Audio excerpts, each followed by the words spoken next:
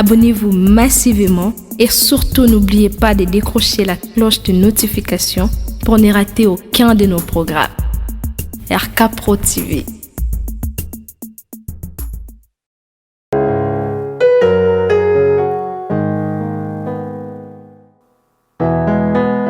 Okotisa babulami na etelo bwayo ya esantu pe olakisa lolenge ya kosanjola tango nyonso kombo na Yesu mokonzi. Soki mosi anetolaka masiya na elilingi pe na lolenge ya nyoka ya ebende kuna na esobe ekomi tango ya kosanjola masiya na polele pe kotanga kombo na Yesu oyo ezali likolo bakombo nyonso. Nzambe wandima kokabola bokonzi bwa ye na biso baye tozalaki na se ya bowumbu ya Satan pe akomisa biso basantu na ntina kokokana na ye mosantu azali. Kombo bipa etangamaka bikomba bazwaka bana. Haleluya. Kombo elongola biso na bowumbu ya Satana. Kombo na Yesu. Kombo yo epesamela mokili na ntina ete lobiko etangama na mokili epai ya bato. Yesu Masiya tika na sanjola kombo na yo. Kombo epesamela mokili na ntina ete lobiko etangama na mokili epai wapi butu nkolela pe mikakatano ekomama na mitema ya bato. Kombo elatisa mokili lamba asika oyo moto moko te akoki kolongola yango. Kombo yo ekamuna misala ya Satana lokola mosali mafuta akamuna kambila mpona kobimisa mafuta. Kombo yo ememaka bomoi epai kufa elobama. Kombo yo ememaka lobiko epai bokono eumela tango molai. Kombo yo epesaka biyano epai wapi mituna esukisa maele ya bato ose. Kombo ebikisaka bokono oyo esukisa maele ya minganga. Kombo ebimisa maele ya bato liboma na ntina kotalisa ete moboko ya boyebi eza nde yo Yesu Kristo ya Nazareti. Kombo etanisaka tongo na mitema ya baye baumela na butu ya mikakatano. Kombo emema lipamboli epai wapi mobondo elobama. Haleluya. Kombo etiaka makele makasi na matoyi ya baye bateka bomoi na ntina ya mbongo pe na ntina bisengo ya mokili. Kombo na Yesu Kristo. Kombo basantu akala basakola. Kombo yo eningisa pe etengamisa lifelo pona libela. Kombo esopaka ngolu ya Nzambe Tata likolo na bato. Kombo yo elongisaka bayenge bene na bitumba ya molili pe ememaka pole pona kongengisa banzela ya babulami. Kombo yo ebimisaka na libulu ya mikakatano pe ya kolela. Kombo ekausaka pinzoli na miso ya baye bazolela. Kombo ezongisaka na bomoi oyo si ekufa pe si ekauka. Kombo ezongisaka na bomoi ata osi ekundama. Kombo ezongisaka na bomoi ata miku ya kokauka. Kombo yo etanisaka tongo na mitema be bazomela na kati ya molili. Kombo ezali kona bakombo nyonso. Kombo etangamaka tango nyonso solo. Kombo ekomaka elonga na mitema ya babulami. Epai kombo etangamaka makambo ebongwanaka. Epai kombo ezotangama mituna ezozwa biyano. Epai kombo etangamaka. Haleluya. Ezalaki pasi ekomaka pete. Epai kombo etangamaka. Haleluya. Epai makambo emonanaki pasi mituna emonana pasi epai na bato mayele. Kombo na Yesu Masiya ekomisa yango pete. Kombo oyo ememaka esengo pe koseka na bilongo ebeba na ntina mitungisi ya pasi ya mokili. Kombo na Yesu. Kombo Nzambe Tata. Kombo eningisaka misala ya Satana. Kombo ezongisaka na bomoi. Kombo ebengaka na kozala eloko etikala kozala te. Kombo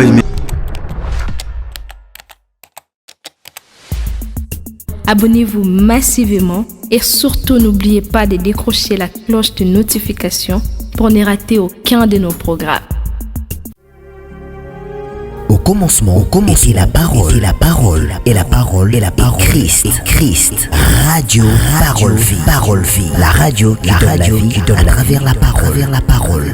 Shalom, shalom, peuple de Dieu. Shalom, Bandeko Balandi Radio Parole Vie. Mais vous amis, partout à travers le monde entier, en Amérique, en Asie, en Europe, en Océanie, tout en Afrique, et pas où vous amis, Bandeko Nanga Basipe Amibali. Un rendez-vous monnaie où le monde Radio Parole Vie. Tant que vous pour 1h, 2h, 3h du matin, bien aimé du Seigneur, il peut en kusomba to côté kakasipona ko kanzambe, nzela na biso bien aimé. Parole Vie, c'est une vitrine évangélique.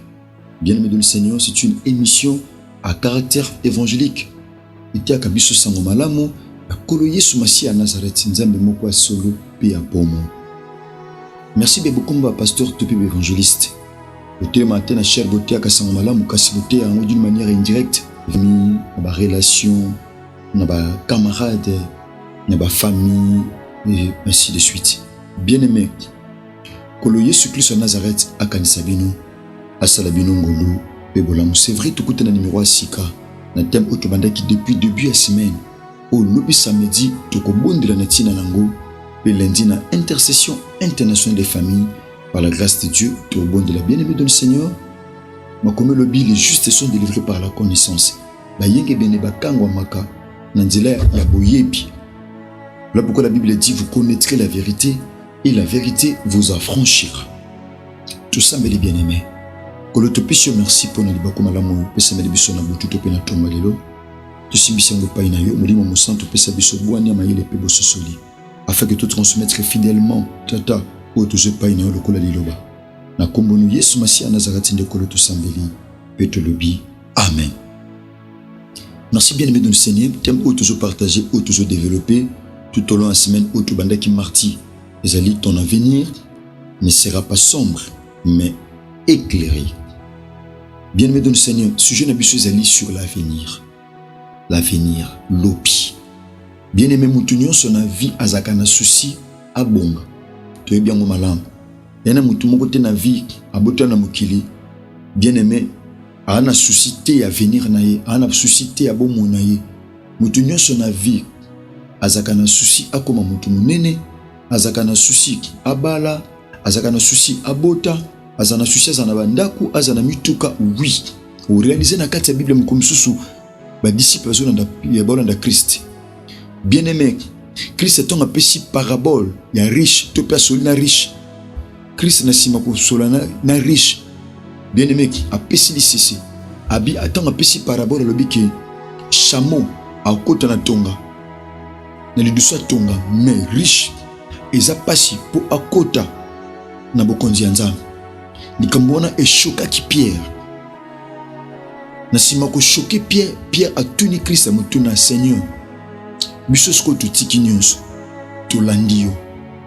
Avenir na biso ko zala ndengeni. On a tout quitté. Bana na biso, basi na biso, bilanga na biso, misala na biso, to landio, to zwanini. Christ azuli loba. A répondre pas na Pierre. Habitala, mutu nyonso oyo aotika. Mwasi na ye. Mobali na ye. Bana na ye. Baboti na ye. Mabele na ye. Bozwi na ye. Musala na ye. Po na tina ya kombo nanga. Po na landanga. Na présent akozwa au centuple. Bon na futur ako bénéficier na bomo ya seko. Ngolo bani penser pe volonté en Nzambe. Ezaka tout mon abolamu na futur. Ezape e banda na présent. Bolamu Nzambe za na présent alobini. Présentement bakozwa au centuple. Bato batiki nyonso po balanda Nzambe. Yesu Masia Nazareth. Na siècle présent bakozwa au centuple. Nyoso bazoluka ana mukilipo bazanango bakozanango au centuple. Pourquoi? Parce qu'ils ont tout quitté pour na balanda Christ. Bakozwa au centuple. Donc c'est une récompense. Ya mutu oyo alandi Christ. Ezali récompense ya mutu alandi Yesu Masia Nazareth.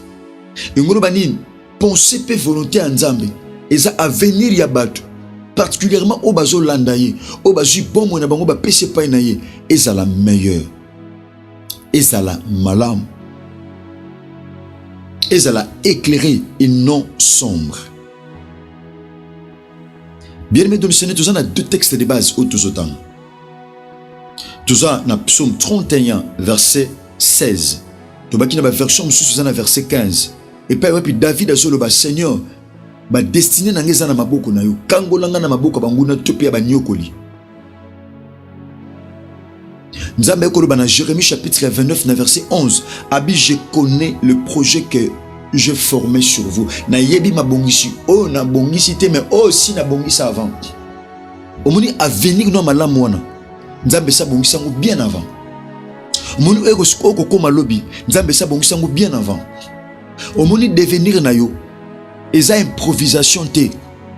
Cela n'est pas improvisé. Yongo so tombwa mi na vie. Ko kanzate ke za libako. eza improvisation, nzambe improviser te. Eza makambo nzambe si arrêta na bokonzi na ye na bonzambe na ye. Ce sont des choses que Dieu a déjà bien arrêtées. Ce sont les choses que Dieu a déjà arrêtées bien avant. Bien aimé. Oh na jibo, yali bakute. Yali bakute. C'est pas du hasard. Bien aimé de le Seigneur. C'est déjà dans le plan de Dieu. Donc tout est chacun de nous. Mutunyo so anakata plan nzambe. Mutunyo so anakata plan nzambe. Nzambe lobi, je connais les projets que j'ai formés sur vous. Ce sont les projets de paix et non de malheur. Afin de vous donner un avenir. Pour n'appeler Sabino avenir. Donc Nzambe zo pe sa avenir. So batu ba pe so avenir sombre. So mo ki le pe son un avenir sombre, mais Dieu décide aujourd'hui a pe sa yo un avenir et de l'espérance. Nzambe to bela venir na ye, Nzambe bongisi sa malamu, mais Satan zo sombrer. Ah sombrer. Bien aimé, écoutez la pensée de Dieu. Bien aimé, nanga tout temps à penser à Nzambe par rapport à venir, il y a eux même. Tous un évangile selon Luc chapitre 13, verset 10. Il est écrit ceci. Jésus enseignait dans une des synagogues le jour du sabbat. Et voici, il y avait là une femme possédée d'un esprit qui la rendait possédée, qui la rendait infirme. Je reprends la lecture, bien aimé. Jésus enseignait dans une des synagogues le jour du sabbat. Et voici, il y avait là une femme possédée d'un esprit qui la rendait infirme depuis 18 ans. Depuis 18 ans. Elle était courbée et ne pouvait pas du tout se redresser. Verset suivant. Lorsqu'il la vit, Jésus lui adressa la parole et lui dit, « Femme, tu es délivrée de ton infirmité. » Verset 13. Et il lui imposa les mains. À l'instant, elle se redressa et glorifia Dieu. Mais les chefs de la synagogue, indignés de ce que Jésus avait opéré cette guérison un jour de sabbat, dit à la foule, bien aimé dans le Seigneur, Alubini, Absi Nakata foule, Yoka bien aimé dans le Seigneur, il y a 6 jours pour travailler. Venez donc vous faire guérir ces jours-là et non pas le jour du sabbat. Bien aimé, Yoka nangina yoka phrase au Christ a prononcé. Yoka ma Christ a lobby. Habitala. Abi hypocrite. Hypocrite, lui répondit le Seigneur. Est-ce que chacun de vous, le jour du sabbat, est-ce que chacun de vous, bien-aimé dans le Seigneur, le jour du sabbat, écoutez, bien-aimé dans le Seigneur, hypocrite, bien-aimé dans le Seigneur, Yoka bien-aimé, Abini, hypocrite, Batobilong Mibale, répondit le Seigneur, est-ce que chacun de vous, le jour du sabbat, ne détache pas de la crèche son bœuf ou son âne pour le mener boire? Et cette femme qui est une fille d'Abraham, oh Satan a lié, bien-aimé dans le Seigneur, ni Seigneur to simba a, moi na moi si o azali fille d'Abraham.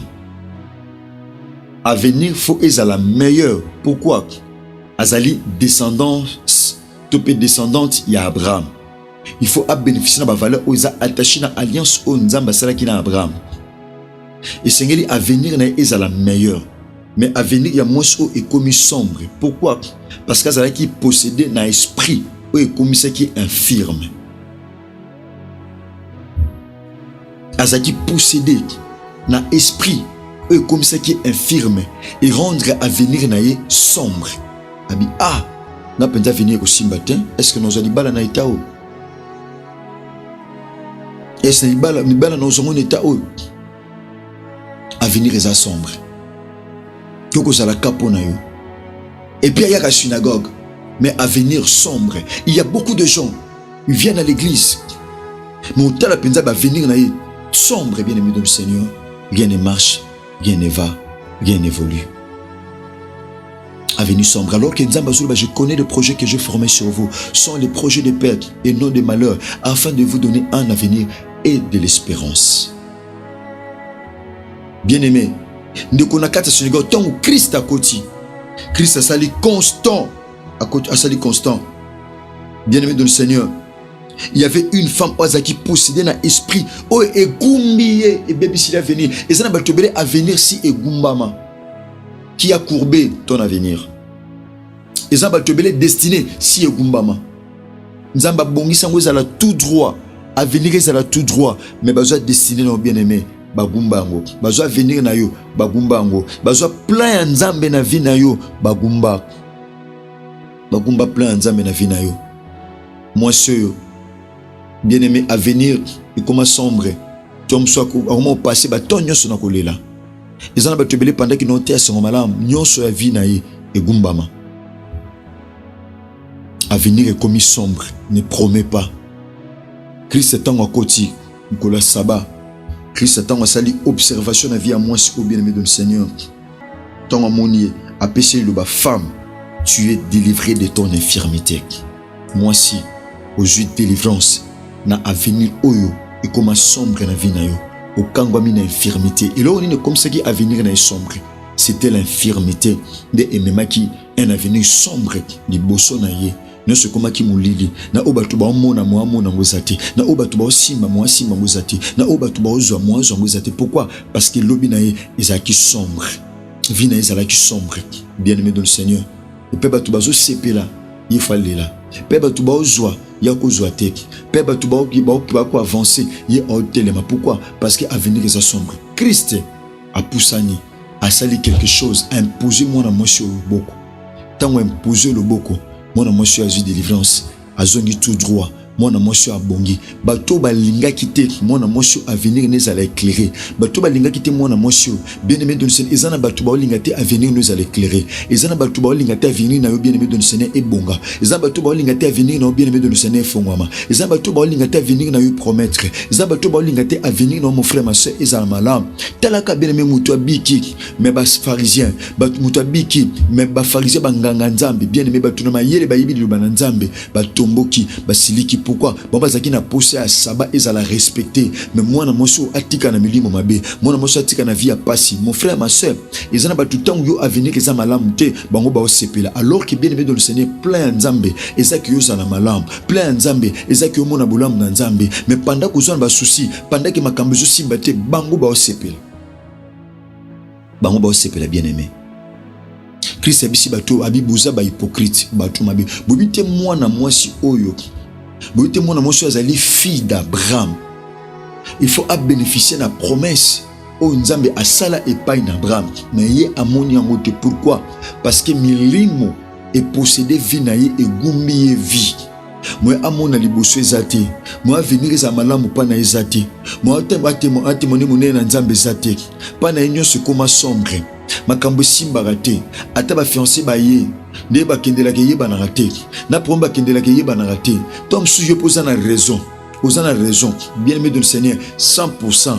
Mais réaliser bien que raison aux anango bien que fiancé wana ana tort mais bien aimé de le Seigneur alingi tort na e comme raison atiki oka bongo batu ba kenda ka ndengwana au réaliser avenir na e comme sombre.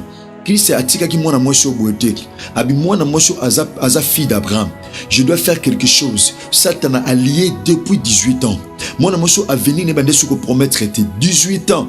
Na position moko, na position à passi, na position à mawa, na position à kolela, na position à humiliation. Ayak église azongaka, lelo réaliser na tango kala. Mutu soka une église. Armona azana kimia ezali à refuge mais lelo mutu une église a ozo humiliation mutu une église bien aimé a ozo rejet mutu une église bazo humilier mutu une kati église bien aimé dans le Seigneur ça fait très mal les ama kambozo sala tellement passe na kati église mais mutu ozo humiliation na kati église même basa na Nzambe batonga bakuta mususu bien aimé dans le Seigneur ba komisi ba via batu maté bazo te ya sur base ya ba via batu bazoteya sur base ya bomo ya bato mateya na bango mona na maluba ya mbwa kila na kati ya mateya pone sukisa mitema ya bato bien aimé dans le Seigneur eza makambo to mona lelo banganga ya Nzambe mais basepeli mwana mwasi oyo atikala envoûté, basepeli mwana mwasi atikala na vie ya pasi, atikala na vie ya kolela, atikala na position moko ya pasi pe ya kolela. Mais Christ tango a éclairé destinée, a éclairé avenir à mwasi oyo. Je prie Jésus-Christ de Nazareth pendant que nous sommes à son malam, a éclairé destinée na yo. Soit ba commission au sombre, soit ba commission au moulin. La Bible dit les ténèbres ne régneront pas toujours. Moulin comme la te pour na seconde, moulin comme la te pour na libella. Pendant que nous sommes à son malam, Yesu Massia Nazareth a éclairé avenir à mutumoko. Maman a éclairé avenir à bana na yo, a éclairé avenir ya couple na yo, a éclairé avenir ya vie ya commerce na yo, a éclairé yango. Quand nous sommes dit messala melayo, na zobi sabatunyo sauté, je prêche en qualité d'un prédicateur de la bonne nouvelle. Nous sommes dit maïdoba ou éco Yesu Massia Nazareth a éclairé destinée na yo, a éclairé makambo na yo, bien-aimé dans le Seigneur, afin que lumière écoute. Merci papa, merci maman, tu connais pratiquement la souka. Le samedi to sambela. Lundi na internet peut to bondela. Bien-aimé ceux qui saltana ana volonté qui a venu la bicheuse à la sombre. Les amalam de Christ a capable pas à prier pour éclairer. Pourquoi? Parce que à bon ça pour na biso ba projet to peu plan aux meilleurs avenir de malam tika. Bolingongolo pe bolama ya Christ bilabino be bokata ki pongi na butu to pe na tonga le lozoma tia au partageant na ba ami na ba connaissance na ba relation to pe na ba famille afin que Christ soit glorifié. Merci. Numéro contact ezali plus 243 89 75 70 917. Merci na ndokonata ki futa kola kanisa ndokonanga longona de la Foi TV. Merci na ingénieur Chris Kundenge nok DGP Gersa pe mama mona. Merci na ndoko Rais Kangi Bouilou pe ndoko Boko Sanderson Matufengele. Ce Christ a besoin de l'été tout côté bongo lopi dans le sambo. Tika bolingo pe ola ma Christ bilabino. Merci que Jésus-Christ de Nazareth vous bénisse. Au commencement, était la parole, et la parole, Christ, radio, parole vie, la radio qui donne à travers la parole. Zambe. Nasali mokili onini na kimi kichasa makamu nazongi suna mboko yo biloko ekei bakoli ekei ngai bakoli na ngai bakosi mais kamli bozolela mona nzela zina makamu na makamu bana poto basunginga bakabelinga babiloko ndenge na ndenge akisaki biso kuna agence yango ezalaka agence te lupango ba omoni na France mobimba Europe yo surtout na Île-de-France agence ezakaka moko FB International. Mutuka na cheki ekei ngai. Omoni FB International. Yango yo ramassage yango moko. Omoni FB International. Yango.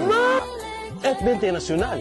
Ezakaka na Congo Kinshasa kaka te. Sikoyo ebakisi pe ma voyage ya Angola. OK. Lelo pe bato bazotia même espèce awa na France, bato bazui na Angola. Et bongo pour na biso to pe ba nyonso basa pe na bongo. Na FB International transfert ya mbongo pe sala maka. Ce côté na 12h30, 12h31 mutazui. Même en Angola, ceux qui ont fait Simbongo en France, ne connaissent vie à partir d'Angola.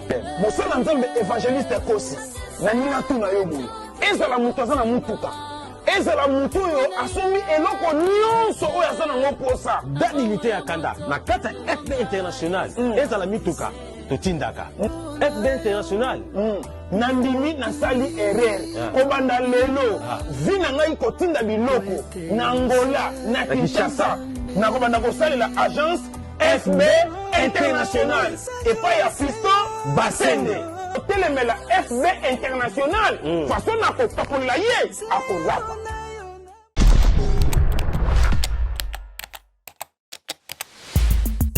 Abonnez-vous massivement et surtout n'oubliez pas de décrocher la cloche de notification pour ne rater aucun de nos programmes.